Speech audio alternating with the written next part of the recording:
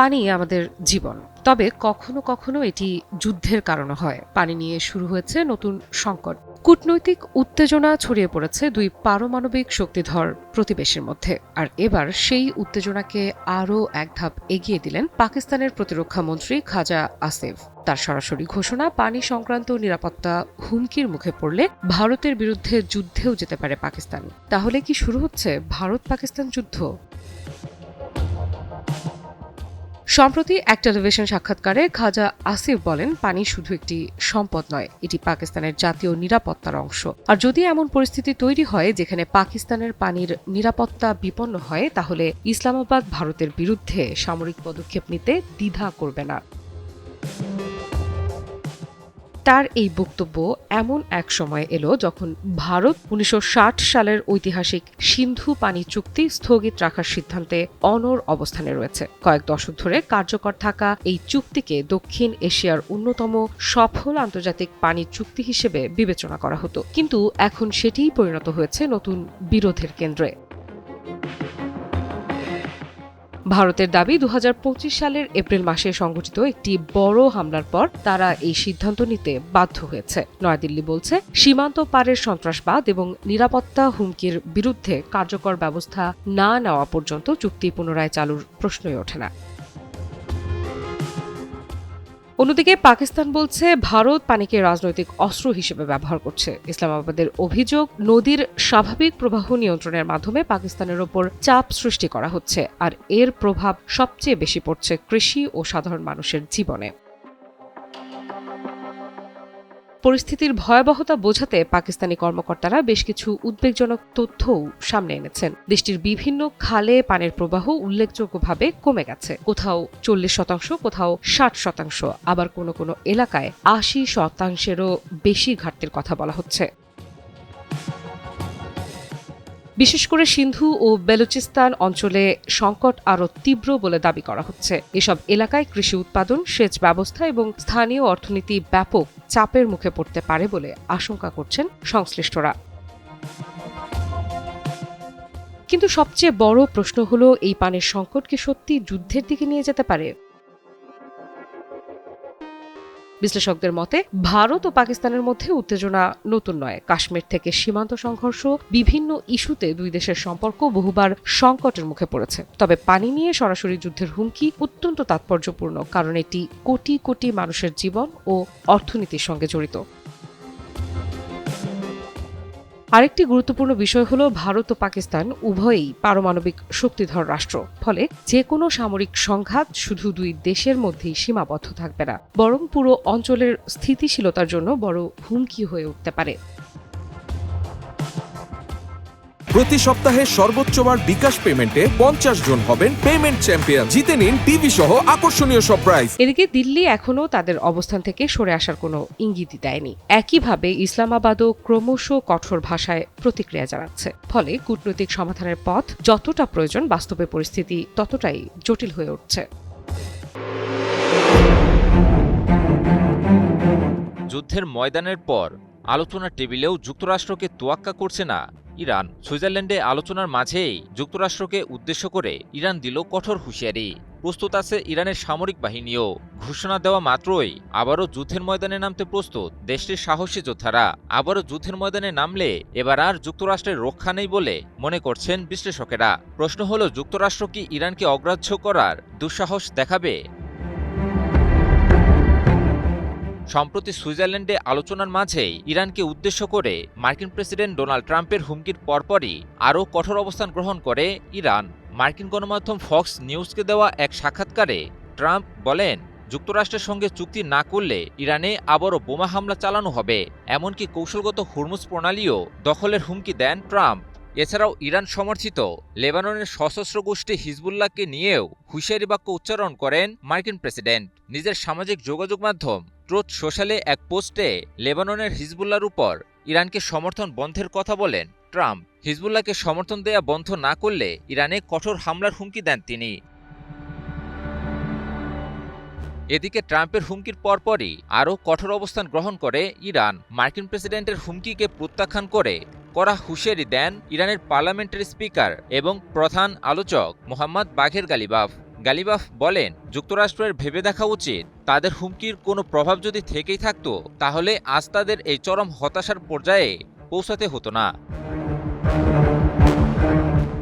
Ghalibaf আরও বলেন, যুক্তরাষ্ট্রের হুমকিকে ইরান পরোয়া করে না। যুক্তরাষ্ট্রের অবশ্যই তাদের মন্তব্যের ব্যাপারে সতর্ক থাকতে হবে। প্রয়োজন হলে তেহরান সামরিকভাবেও জবাব দিতে প্রস্তুত বলেও হুঁশিয়ারি দেন তিনি। গালিবাফ বলেন, ইরানের সশস্ত্র বাহিনী ভিন্নভাবে জবাব দিতে জানে। যুক্তরাষ্ট্র যেভাবে কথা বলবে ইরানও তার প্রতিক্রিয়া সেভাবেই জানাবে।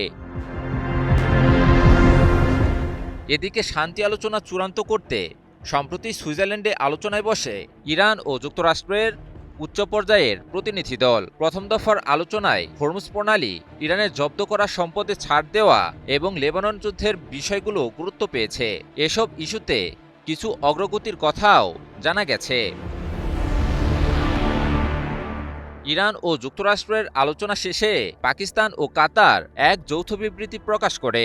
বিবৃতিতে আলোচনা অত্যন্ত ফলপ্রসূ ও গঠনমূলক হয়েছে বলে জানানো হয়। এছাড়াও যুদ্ধবন্ধে 60 দিনের মধ্যে চূড়ান্ত চুক্তিতে পৌঁছাতে ইরান ও যুক্তরাষ্ট্র একটি রোডম্যাপে সম্মত হয়েছে বলেও জানানো হয়। তবে নির্ধারিত সময়ের আগেই আলোচনা থেকে বেরিয়ে আসে ইরানের প্রতিনিধি দল। মার্কিন প্রেসিডেন্ট ডোনাল্ড ট্রাম্পের বেফাঁস মন্তব্যের জেরে এই পদক্ষেপ নেয় ইরান। ইরানি গণমাধ্যম জানায়, পরবর্তী আলোচনায় বসতে দুটি শর্ত জুড়ে দিয়েছে ইরান। এর একটি হলো মার্কিন প্রেসিডেন্টকে তার মন্তব্যের জন্য ক্ষমা চাইতে হবে এবং একই সাথে লেবাননে অবিলম্বে সকল ধরনের আগ্রাসন বন্ধ করতে হবে। আমি ভরসা রাখি হিরন স্মার্ট ওয়াটার পিউরিফায়ারে।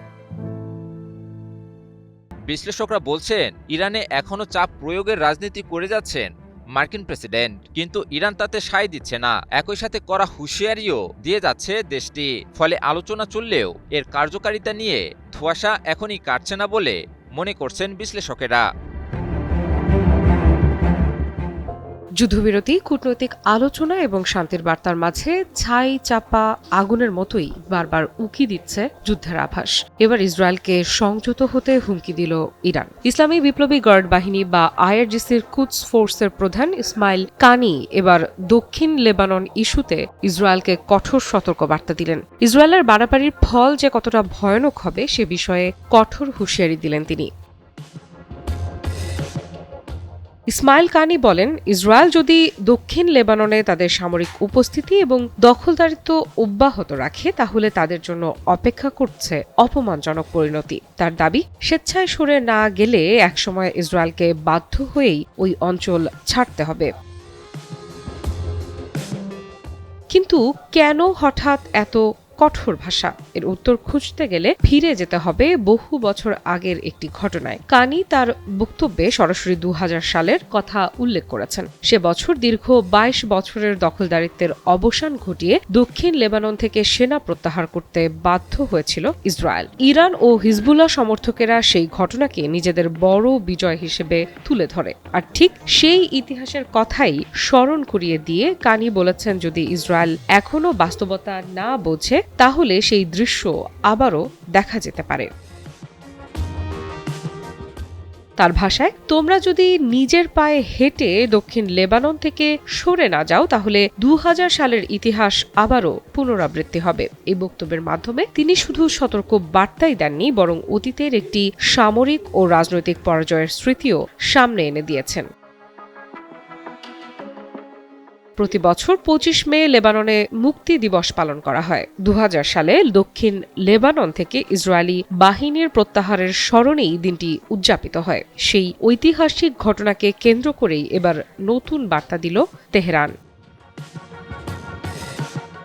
তবে এই হুঁশিয়ারির গুরুত্ব আরও বেড়ে যায় বর্তমান পরিস্থিতির কারণে। কারণ সাম্প্রতিক মাসগুলোতে লেবানন সীমান্তে উত্তেজনা কমেনি। একদিকে ইসরায়েল বলছে তারা নিজেদের নিরাপত্তা নিশ্চিত করতে প্রয়োজনীয় পদক্ষেপ নেবে, অন্যদিকে হিজবুল্লাহ এবং তাদের মিত্ররা দাবি করছে তারা যে কোনো আগ্রাসনের জবাব দিতে প্রস্তুত। এই অবস্থায় ইরানের এমন বক্তব্য নতুন করে প্রশ্ন তুলছে, তেহরান কি রাজনৈতিক বার্তা দিচ্ছে নাকি এর পেছনে রয়েছে আরও বড় কোনো কৌশল? বিশ্লেষকদের মতে ইরান সরাসরি যুদ্ধের কথা না বললেও আঞ্চলিক মিত্রদের মাধ্যমে চাপ বাড়ানোর কৌশল অব্যাহত রাখতে পারে। বিশেষ করে দক্ষিণ লেবানন ইস্যুতে তেহরান দীর্ঘদিন ধরেই নিজেদের অবস্থান স্পষ্ট করে আসছে। প্রতি সপ্তাহে সর্বোচ্চবার বিকাশ পেমেন্টে 50 জন হবেন পেমেন্ট চ্যাম্পিয়ন। জিতে নিন টিভি সহ আকর্ষণীয় সব প্রাইজ। অন্যদিকে ইসরায়েলও এখনো পর্যন্ত তাদের অবস্থান থেকে সরে আসার কোনো ইঙ্গিত দেয়নি। ফলে দুই পক্ষের বক্তব্য যত কঠোর হচ্ছে ততই বাড়ছে অনিশ্চয়তা।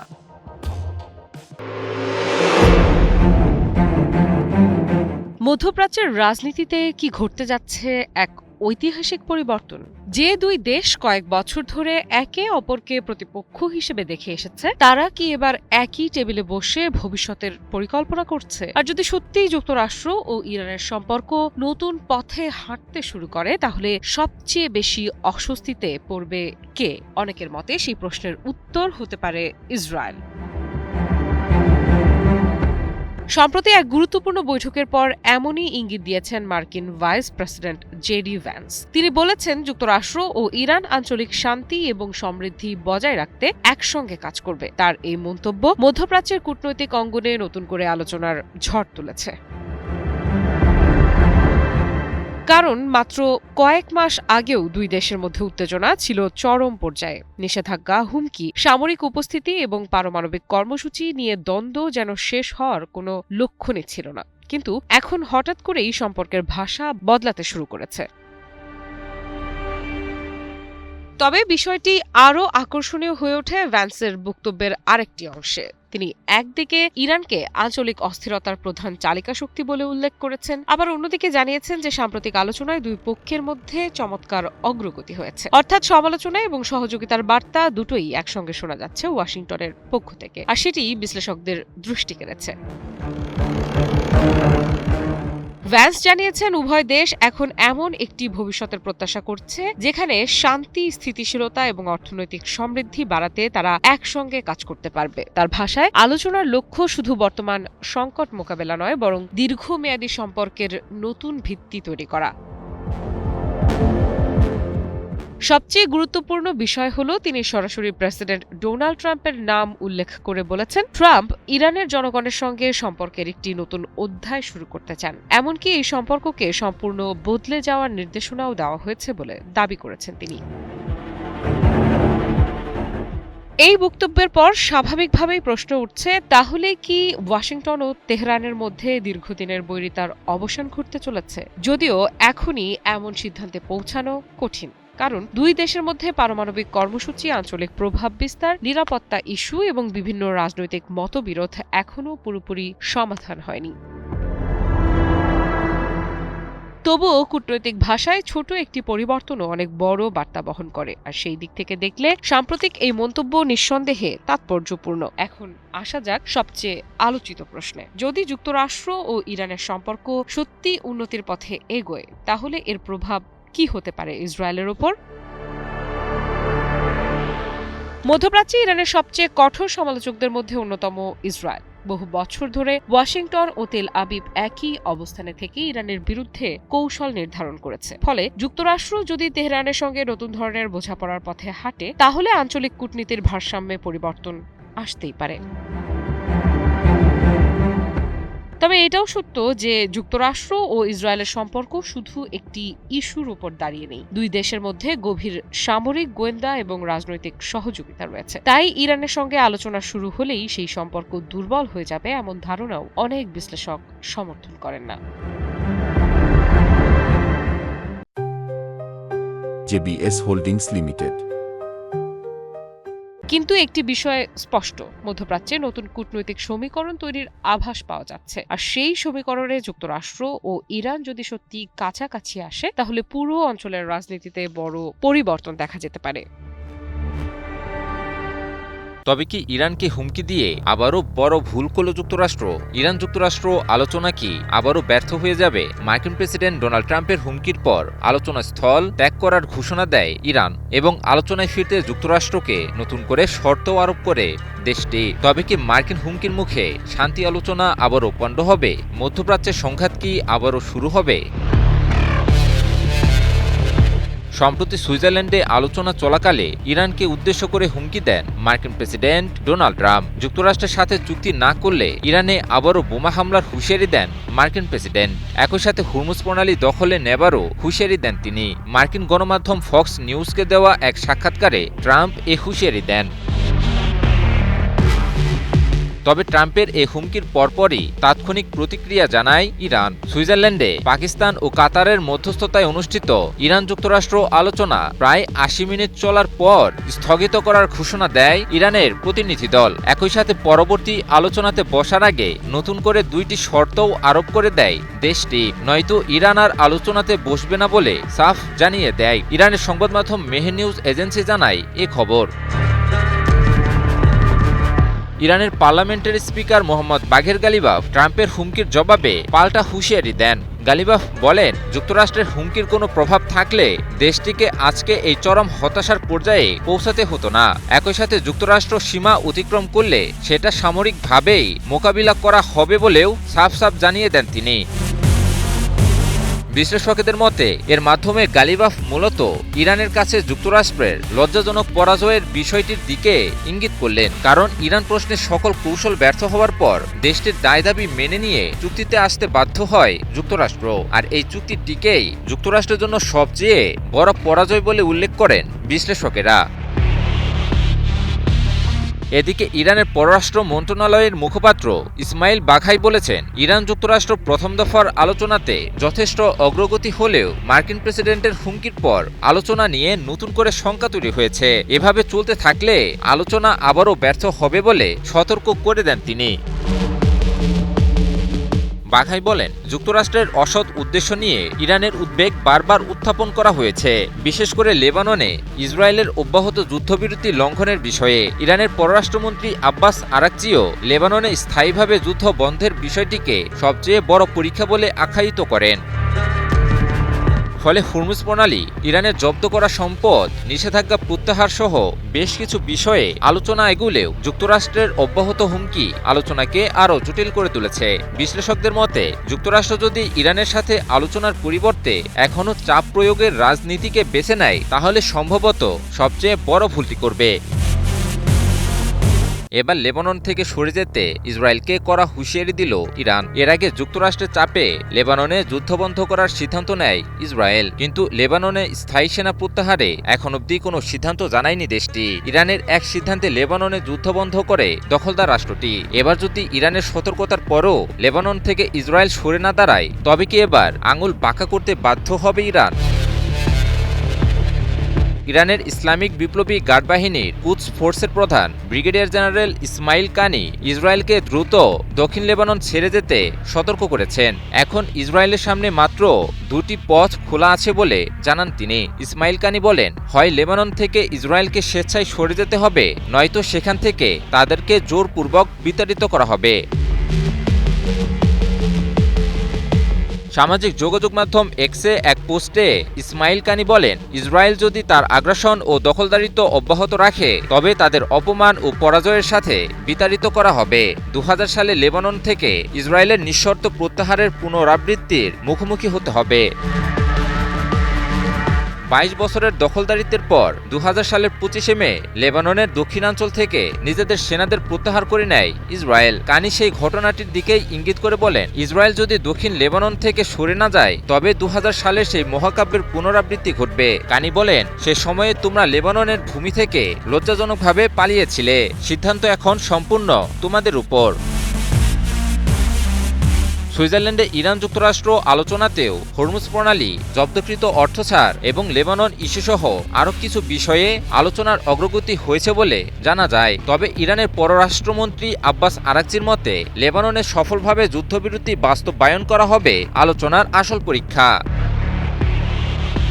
এর আগে ইরান ও যুক্তরাষ্ট্রের রাষ্ট্রপ্রধান ইলেকট্রনিক্যালি একটি 14 দফা সমঝোতা স্মারকে সই করার পরও লেবাননে যুদ্ধ বন্ধ না হওয়ায় হরমুজ প্রণালী পুনরায় বন্ধের ঘোষণা দেয় ইরান। একই সাথে লেবাননে অবিলম্বে ইসরায়েলি আগ্রাসন বন্ধ না হলে আরও জোরালো পদক্ষেপেরও ঘোষণা দেয় দেশটি। এরপর যুক্তরাষ্ট্রের চাপের মুখে লেবাননে যুদ্ধ বন্ধ করার ঘোষণা দেয় ইসরায়েল, কিন্তু সেনা প্রত্যাহারের ব্যাপারে কোনো সিদ্ধান্ত নেওয়া হয়নি বলে জানায় ইসরায়েল। বিশ্লেষকদের মতে ইরান যুক্তরাষ্ট্র শান্তি চুক্তির পথে অন্যতম বড় বিষয় হতে পারে লেবানন ইস্যু। লেবাননে বারবার আগ্রাসন চালিয়ে ইরান যুক্তরাষ্ট্র চুক্তির পথে বাধা সৃষ্টি করে যাচ্ছে ইসরায়েল। যুক্তরাষ্ট্রের চাপে আপাতত লেবাননে আগ্রাসন থামিয়েছে ইসরায়েল, কিন্তু এই অবস্থা কতদিন বজায় থাকবে তার উপর পুরো পরিস্থিতি নির্ভর করছে বলে জানিয়েছেন বিশ্লেষকেরা। লেবানন ইস্যুকে ঘিরে সম্প্রতি যুদ্ধেও জড়ায় ইরান ও ইসরায়েল। লেবাননের রাজধানীতে ইসরায়েলের হামলার জেরে ইসরায়েলি ভূখণ্ডে ভয়াবহ মিসাইল হামলা চালায় ইরান। ফলে ইরানের সতর্কবার্তা অগ্রাহ্য করে ইসরায়েল লেবাননে আবারও আগ্রাসনের পথে হাঁটলে শান্তি আলোচনা আবারও ব্যর্থ হওয়ার পাশাপাশি মধ্যপ্রাচ্য ভয়াবহ যুদ্ধেও জড়িয়ে পড়তে পারে বলে শঙ্কা প্রকাশ করেন বিভিন্ন আন্তর্জাতিক বিশ্লেষকেরা।